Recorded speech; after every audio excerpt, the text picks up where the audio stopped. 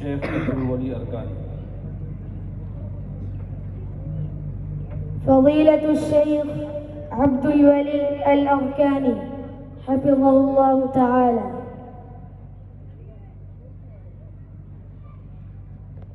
أعوذ بالله من الشيطان الرجيم. وعباد الرحمن الذين يمشون على الأرض هونا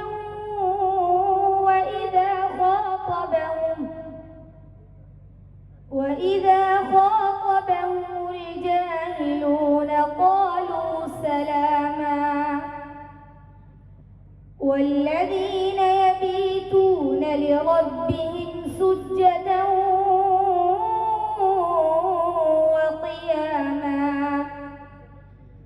والذين يقولون ربنا اصرف عنا عذاب جهنم إن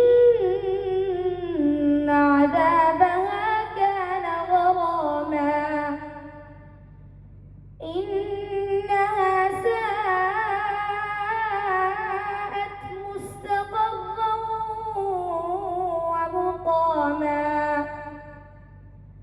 والذين إذا أنفقوا لم يسرفوا ولم يقتروا وكان بين ذلك قواما. والذين لا يدعون مع الله إلها آخر ولا يقتلون النفس التي